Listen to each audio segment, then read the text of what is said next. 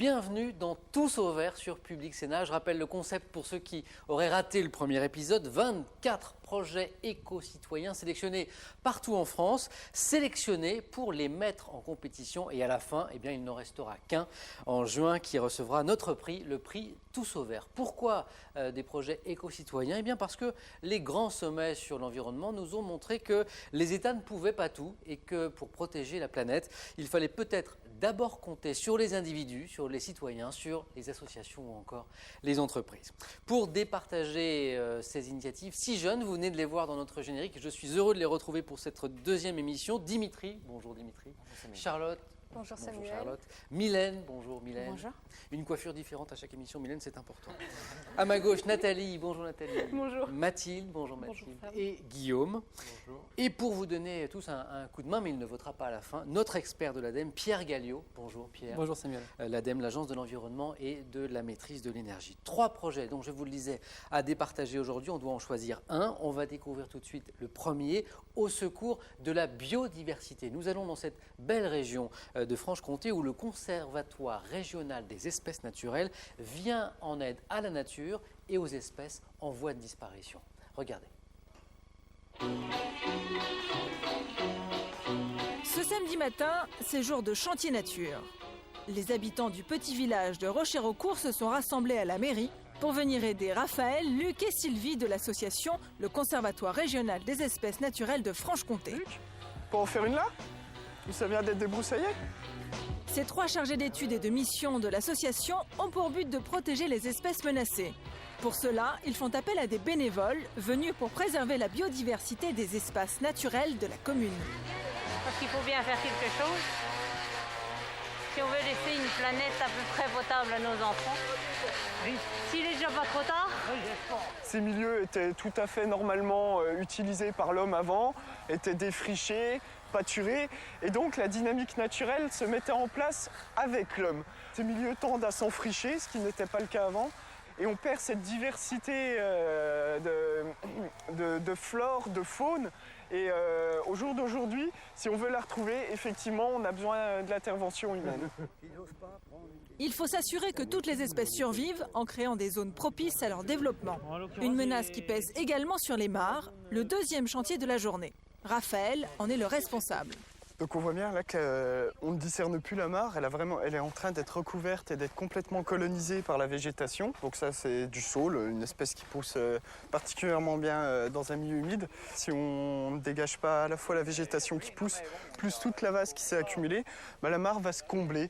Et donc on va arriver au bout d'une dizaine d'années à un milieu où l'eau ne sera plus retenue et où il y aura un maximum de végétation. Pas de long discours pour ses habitués. Débroussailleuses et fourches à la main, les bénévoles s'affairent autour de la mare.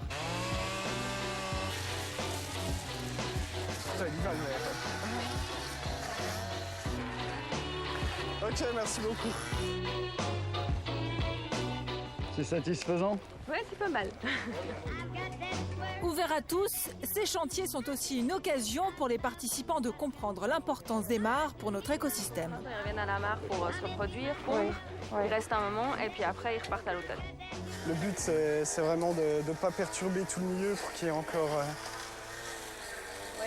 des larves aquatiques. Exactement, ouais.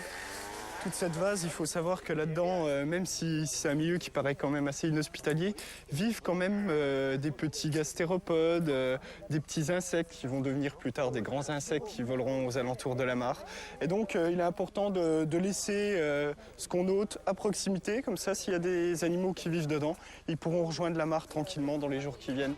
Des espèces dont la survie est menacée par la disparition des mares. En France, en un siècle, 2/3 des zones humides ont disparu, soit 3 fois la superficie de la Corse. En Haute-Saône, grâce aux bénévoles, plusieurs centaines d'insectes et d'amphibiens survivront cette année. On a été super rapidement, c'est parfait. Et puis tout le monde est intéressé, tout le monde est investi, c'était... C'est ce qu'il faut motiver les gens, quoi. Bah oui, vous avez bien bossé là-dessus, ouais. La preuve donc que l'écologie, ça ne se fait pas qu'au niveau des États, des grandes conférences internationales. Alors tous ces bénévoles, ces citoyens, ces individus qui se mobilisent pour la défense de la biodiversité, qu'est-ce que ça vous inspire? Je me retourne vers les jeunes qui constituent ce jury. Dimitri, est-ce que tu as envie de nous dire? Oui, je suis très intéressé par ce sujet. Je réalise en fait que la biodiversité, c'est pas juste des grands mots, des grands concepts, sauver la forêt amazonienne. Enfin, Là, c'est vraiment des voisins qui se mettent ensemble. Mais c'est aussi chez nous, dans nos régions, chez nous, on peut faire quelque chose pour la biodiversité. C'est pas forcément quelque chose d'inaccessible et de lointain. Je trouve ça très intéressant. Tu te vois participer à ce genre de week-end? Oh là là là là. Parce que c'est bien de dire non, c'est très bien, c'est très bien. Pourquoi pas?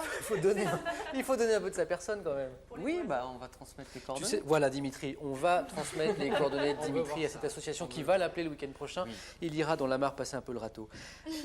Charlotte, qu'est-ce que tu penses de cette initiative? Moi, j'encourage tout le monde à participer à ce genre de mission. Maintenant, pour moi, le projet n'est pas novateur. Moi, j'ai déjà vu ça. C'est du déjà vu?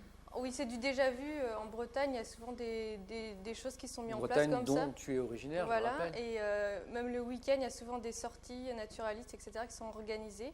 Donc je trouve que c'est bien que tout le monde mette la main à la pâte, mais après, pour moi, le projet n'est pas novateur, c'est pas nouveau.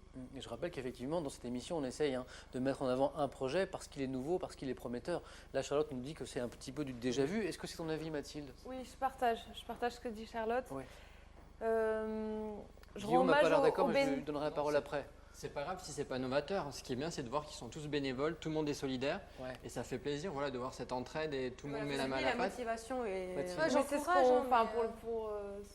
ce qu'on doit faire, c'est voir des projets qui sortent peut-être un peu de l'ordinaire. Mm. C'est vrai que je rends hommage aux bénévoles. Il faut avancer les Ça, choses, c'est très bien. très bien. Maintenant, moi, c'est des choses que je fais. Enfin, ça me paraît normal. Rien d'extraordinaire. C'est notre environnement de vie. On s'y investit. Mais toi, tu Et le fais, c'est mais normal. tout le monde ne le fait pas C'est aujourd'hui. ça, hein. Marseille, Mais- on la prendrait pour des fous parce qu'on n'a pas Mylène, l'habitude de voir ça. Mylène brûle voilà. d'intervenir. Mylène. Moi, je trouve ça totalement nouveau en ce qui me concerne, étant donné que je suis de la région parisienne et que c'est pas courant. On s'attarde plus le dimanche à essayer de perdre du poids qu'à nettoyer nos forêts. C'est vrai, à courir. Voilà, mais pour nous, c'est vrai que dans les régions à la campagne ou peut-être un peu plus dans le sud ou dans les petits villages, c'est peut-être plus courant. Mais c'est vrai que dans le 92, dans les grandes villes, non, on le fait pas. Et ce serait bien qu'on s'y mette, quoi. C'est vrai. En même temps, des marais dans Paris, il n'y en a pas beaucoup. Quoi qu'il y a un quartier qui s'appelle comme ça, mais il n'y a pas beaucoup de mauvaises herbes. Nathalie, tu voulais dire un mot? Non, tu te en réserves pour les prochains projets. Pierre Galliot, l'ADEME n'est pas missionné pour ce genre de sujet-là, mais à titre personnel, qu'est-ce que vous en pensez? Moi, ce que je trouve intéressant, d'abord, encore une fois, ça a déjà été dit, mais tous ces bénévoles, c'est quand même un travail au quotidien qui est quand même extrêmement intéressant. Il faut les saluer. Deux choses. D'abord, les mares, elles ont un rôle. Ça servait de point d'eau à une époque.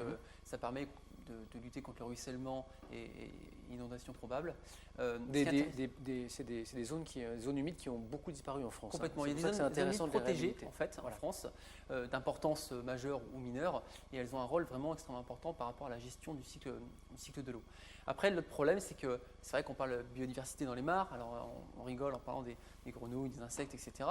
Mais le problème de l'homme, c'est que tant qu'on n'arrive pas à monétariser l'intérêt de la biodiversité, on a énormément de mal à mettre un l'appréhender. prix sur l'intérêt, la fonction éventuellement que peut avoir la nature pour ce que vous nous pour dites, c'est que les écologistes finalement ont du mal à défendre certains projets, comme ici sauver la biodiversité, parce qu'on n'arrive pas à dire ça coûte tant à la nature, à l'homme, à l'économie de ne pas le faire. Voilà, c'est ça il faut savoir s'en détacher tout simplement. C'est-à-dire que c'est l'environnement, ça a été dit, c'est notre environnement, il faut pouvoir le défendre par rapport à nos pratiques, mais également sans chercher forcément un intérêt pour nous. Et si on ne le comprend pas, c'est pas grave. C'est quand même la vie qui nous entoure. Mais est-ce qu'on peut, pour reprendre l'expression, monétariser une défense comme celle-ci de la biodiversité? Est-ce qu'on peut dire ça coûte tant de ne pas le faire? Non, on peut rappeler le rôle que peuvent avoir ces zones, comme les zones humides par exemple, qui sont encore une fois des zones tampons extrêmement importantes. Mais encore une fois, c'est pas parce que ça n'a pas un rôle pour l'homme qu'on ne doit pas s'en préoccuper tout simplement. Il nous reste 2 projets maintenant à découvrir avant de choisir celui qui ira en finale en juin. Mais j'ai bien noté quand même que cette première expérience vous avait plutôt séduit. On va maintenant dans le nord de la France. On va aller à Lille, des voitures à partager. Alors c'est la voiture en libre service, un peu comme le Vélib à Paris. Est-ce que ça fonctionne? Regardez.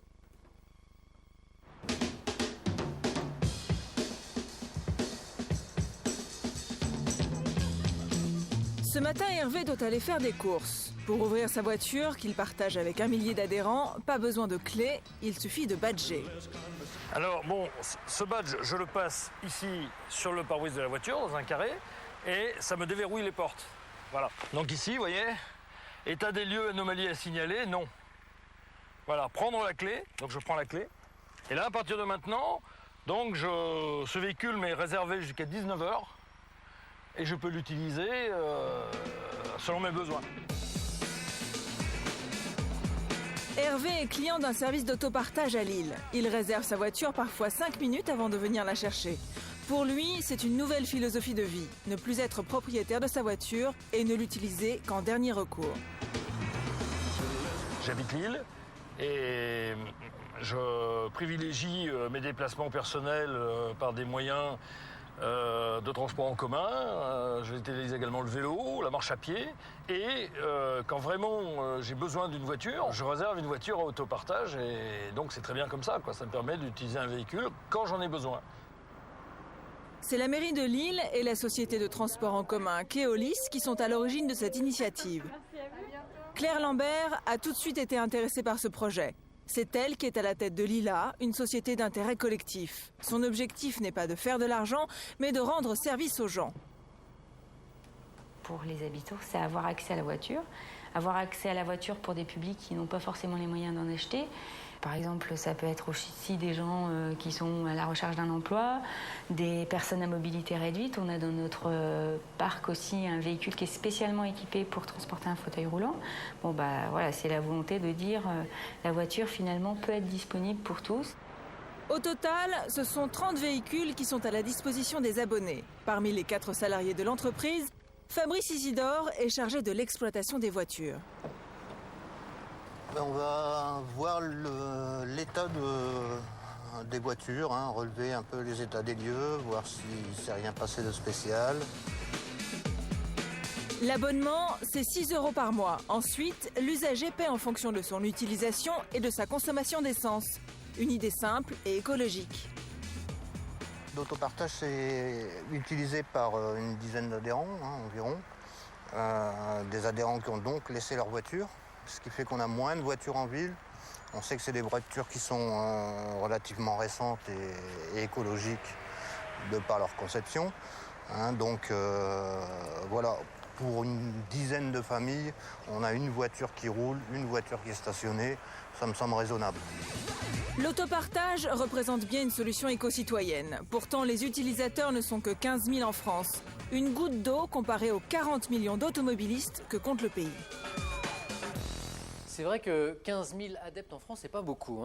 Alors l'autopartage, ne plus acheter de voiture, mais en avoir une à disposition quand on en a vraiment besoin. Est-ce que c'est une initiative qui vous séduit, Guillaume? Alors personnellement, j'ai eu le permis il y a peu de temps. Ouais. Donc c'est vrai que quand je suis au volant de ma voiture tout seul, là, voilà, je me sens un peu égoïste parce que je sais que je pollue beaucoup.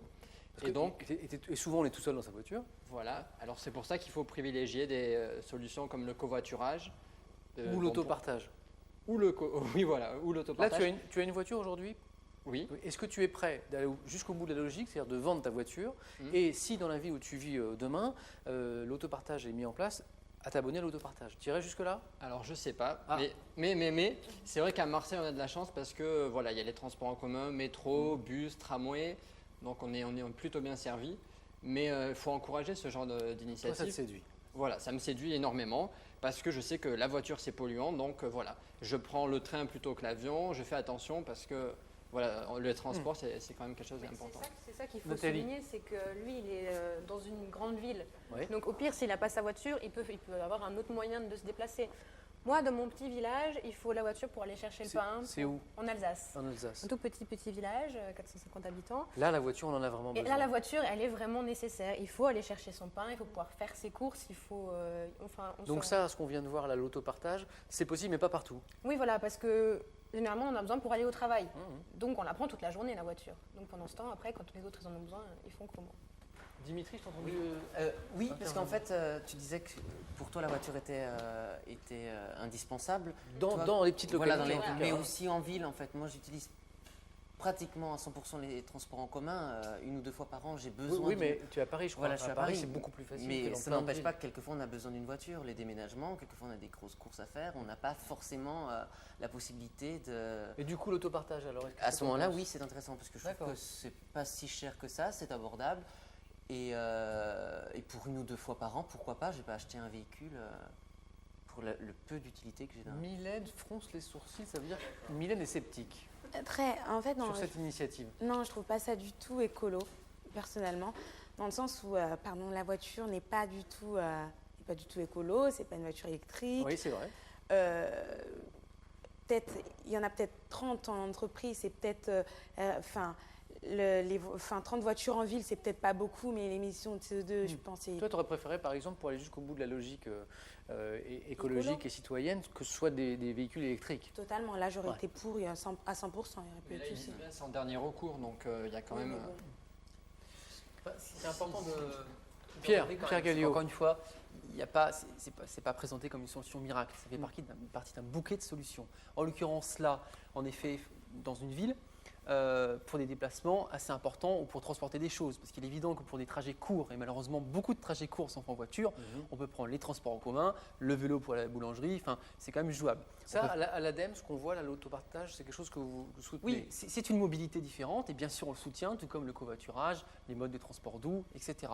Donc rappelons quand même que le secteur des transports est le premier secteur émetteur de gaz à effet de France en France, mais également qu'une voiture, c'est 4 000 à 5 000 euros par an, en comptant l'amortissement, l'assurance, l'essence, etc. Donc sans passer, c'est bon pour l'écologie, c'est bon pour le Mais porte-monnaie. bien sûr, parce qu'il faut aussi montrer l'intérêt, encore une fois individuel. On voit bien que là, évidemment, il faut qu'on puisse avoir la disponibilité, c'est à apprendre et à préparer. Mais il y a un gain financier, il y a un gain énergétique, il y a un gain environnemental. Mais ça demande une sacrée révolution des mentalités parce que le véhicule automobile en France, par exemple, c'est aussi un symbole de liberté. Hein, Bien sûr. C'est pouvoir se déplacer quand on veut, où on veut. Des déplacements des personnes sont faits avec une voiture. Donc c'est évident que c'est symbole de liberté et c'est très complexe. Mais encore une fois, on peut passer à différents types de mobilité et on peut être gagnant sur tous les tableaux. J'ai pas entendu Charlotte et Mathilde aussi, je crois, sur ce dossier. Charlotte. Moi, je trouve ça bien de réduire le parc automobile, mais c'est vrai que quand on habite en campagne, c'est juste pas possible. Donc c'est bien pour les citadins. Notamment dans la campagne bretonne, si je ne m'abuse. Mathilde. Moi, sincèrement, j'aimerais essayer. Oui, Voir si ça te mon tente. rapport à la voiture peut changer. Peut changer. Si on via peut se une passer de la initiative. propriété. Oui, voilà, tout à fait. Parce qu'une voiture, c'est plus qu'un moyen de transport. Est-ce qu'on peut revoir sa mobilité, son moyen de transport? C'est en effet une société du bien, une société de service. Voilà, ça c'est Oui, important. Hein, de la propriété au partage. On va voir si c'est ce projet qui va l'emporter, parce qu'on votera tout à l'heure sur ce projet. Il en reste un troisième à découvrir aujourd'hui, troisième initiative qui concourt donc pour le prix Tous au Vert pour le mois de juin prochain. C'est l'idée géniale ou un peu folle, hein, c'est à vous de juger, d'un inventeur en région PACA, Provence-Alpes-Côte d'Azur. Écoutez bien, faire de l'eau avec du vent, ça paraît un peu fou, mais manifestement, ça marche.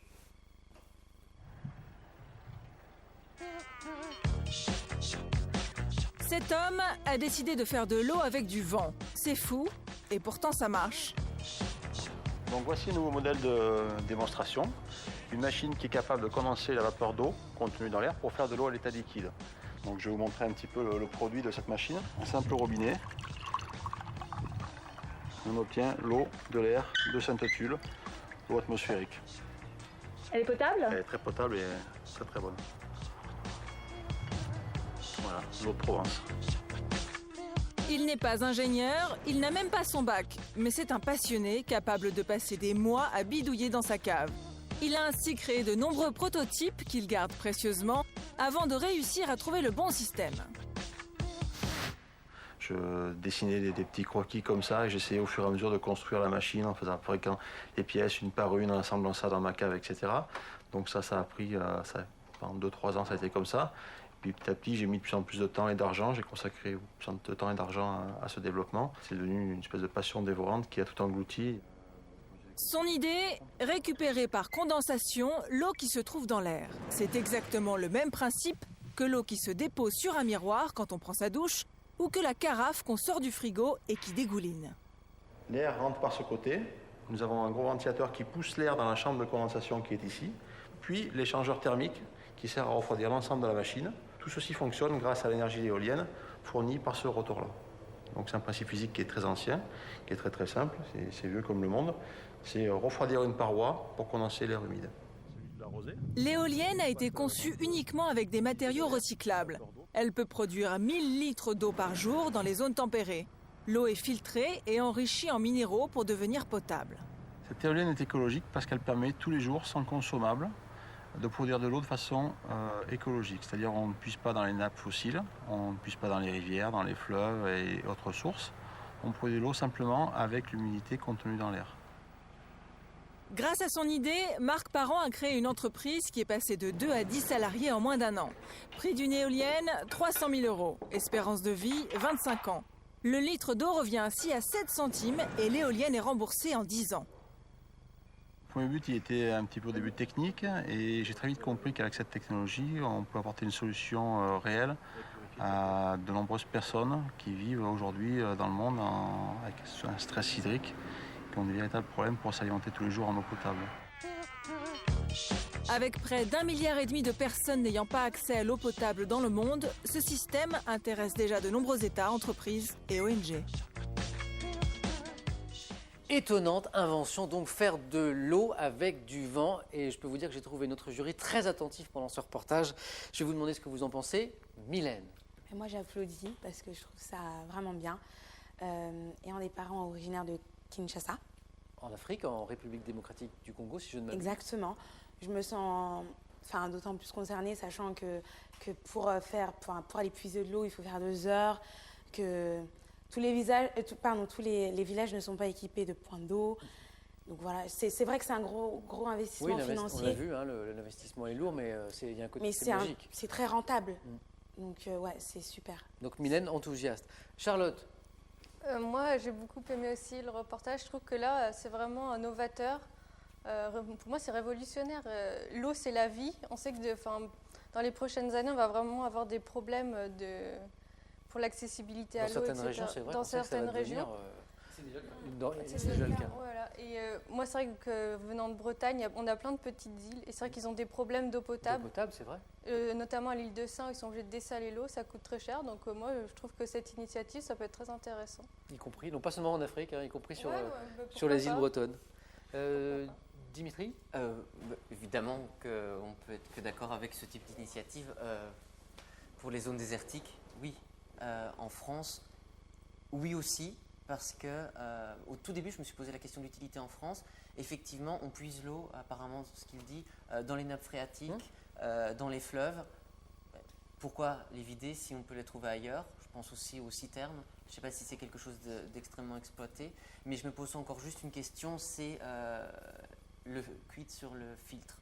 De la qualité de l'eau, finalement, de l'eau. Parce que c'est vrai que l'inventeur semble, il est assez affirmatif là-dessus. Il dit que l'eau est potable, mais que ça passe par un système de filtres. Alors bien sûr, il faut remplacer les filtres au bon moment. Voilà, la responsabilité de l'individu face à ces filtres, est-ce que c'est pas forcément un risque que de devoir passer par quelque chose sur le côté technique, Pierre, qu'est-ce que vous en pensez? Est-ce qu'on peut faire confiance à cette éolienne qui fabrique de l'eau? Alors je pourrais évidemment pas juger de la qualité de l'eau.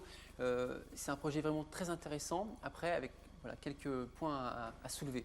D'abord, l'éolienne est contrainte à tous les problèmes d'éolienne, c'est-à-dire la zone de vent. Il faut du vent. Vent donc, régulier, avec une fréquence. Donc quand même, toutes les zones ne sont pas concernées. C'est quand même extrêmement important. Et puis deuxièmement, quand on fait un transfert de technologie de ce type-là, notamment dans des zones extrêmes, il faut gérer la maintenance. Donc il faut développer de la compétence locale, sans compter l'investissement. Donc il y a quand même des difficultés qu'il faut bien prendre en compte, mais évidemment il y a un intérêt pour l'accès à l'eau, sachant que le premier réflexe c'est d'abord économiser l'eau au maximum, je pense surtout à nos pays, avant de penser à l'extraire de la vapeur d'eau dans l'air. Transfert de technologie, et c'est important là, puisqu'on a vu le prix de l'équipement, c'est quand même assez élevé.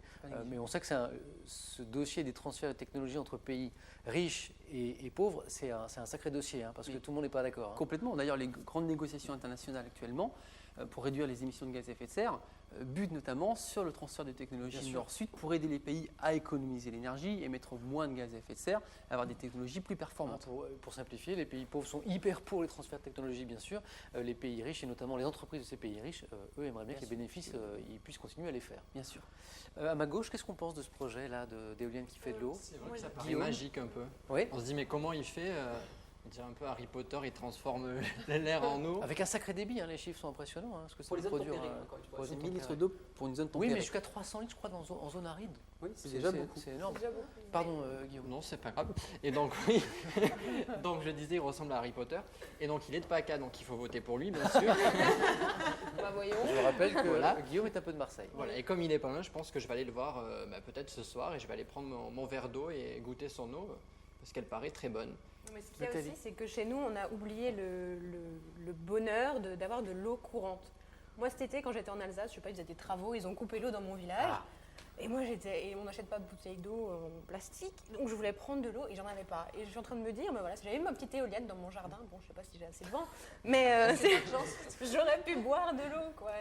C'est un confort auquel on s'est habitué, mais Voilà. alors Je qu'il y a pense une que ça part souligne très ça au importante de passage, l'humanité qui ne dispose pas aujourd'hui d'eau potable. C'est Ça, incroyable. l'eau potable, on l'utilise aussi pour les toilettes, pour des Et là, on usages tourne un non robinet et on a de l'eau, alimentaires. quoi.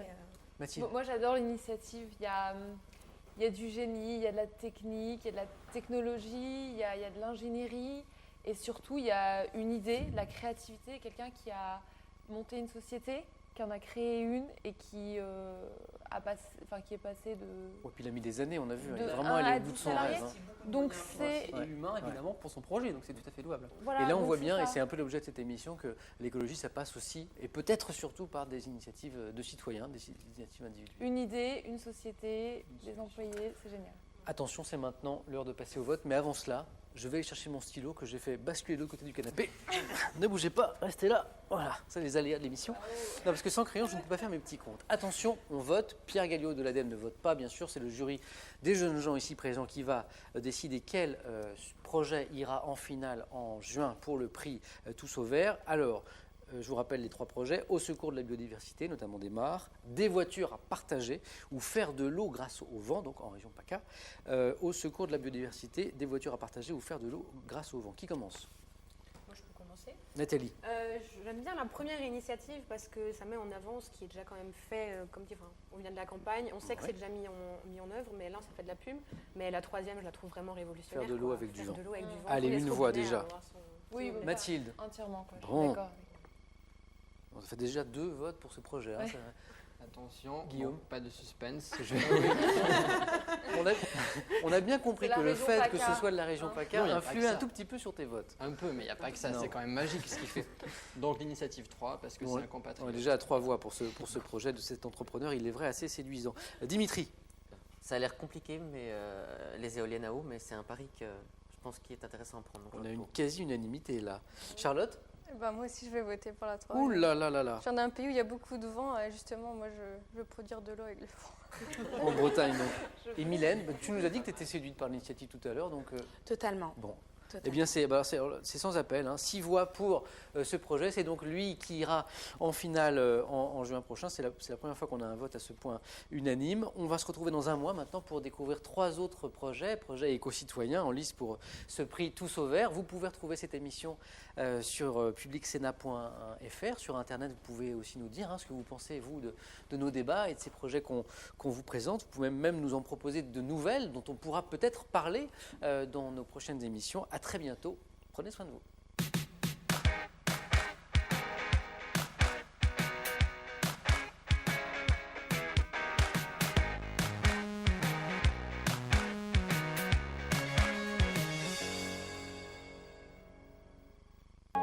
À 19h, on se retrouve dès